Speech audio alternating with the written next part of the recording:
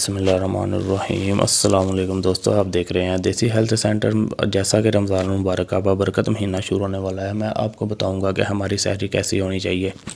नबी करीम सल्लल्लाहु अलैहि वसल्लम ने फरमाया, सहरी खाना बरकत है। बरकत से मुराद वो चीज़ें जो हमारी रूह और जिस्म को ज़रूरत होती है, अल्लाह ताला उनको पूरा करता है।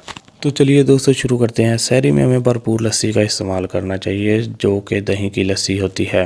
दोस्तों कोशिश करेंगे हम जो दही इस्तेमाल करें लस्सी के लिए वो हमारे घर का बना हुआ हो, क्योंकि इस बात को हम अच्छी तरह देनशीन कर लें कि जो दही है इसकी तासीर ठंडी होती है, मगर इस दही की तासीर ठंडी होगी जो मिट्टी के बर्तन में जमा होगा, जो कि आजकल दूध वाले बाजार में स्टेनलेस स्टील के परातों में दही जमाते हैं, उसकी तासीर गर्म होती है। यही वजह है कि बहुत सारे लोगों का शिकवा होता है कि हम तो दही को बहुत खाते हैं और लस्सी पीते हैं, फिर भी हमारी जलन ख़त्म नहीं होती। इसकी वजह यह है कि हम दही वो लेते हैं जो परात के अंदर लगाया जाता है। जैसा कि अगर आप थोड़ा सा पीछे जाएं तो यही दही जो जमाया जाता है वो मिट्टी के कुंडों में जमाया जाता था। जो दही मिट्टी के कुंडों में लगाया जाएगा इसकी तासीर ठंडी होगी, और जो दही परात के अंदर या प्लास्टिक के अंदर लगाया जाएगा इसकी तासीर गर्म होगी। इसलिए दही अपने घर में जमाना चाहिए और मिट्टी के बर्तन में जमाना चाहिए, ताकि इसकी तासीर ठंडी हो, जो हमें सारा दिन ठंडक दे सके और हमारे जिस्म को ठंडक दे सके। हमें सुबह के वक्त खाने के साथ लस्सी पीनी चाहिए, और लस्सी इस दही की बनानी चाहिए जो घर में जमा हुआ। और खाने के साथ हम अगर पानी पीना चाहें दोस्तों, एक चीज़ का ख्याल रखना है कि हमें चीनी नहीं डालनी लस्सी के अंदर, हमें लस्सी के अंदर डालना है गुड़। तो दोस्तों इसके बाद जब हम सहरी कर चुके हों तो फिर हम क्या करेंगे कि जो सब्ज़ इलायची है, तो एक सब्ज़ इलायची को पहले अच्छी तरह चबाओ। जब उसको अच्छी तरह चबा लो तो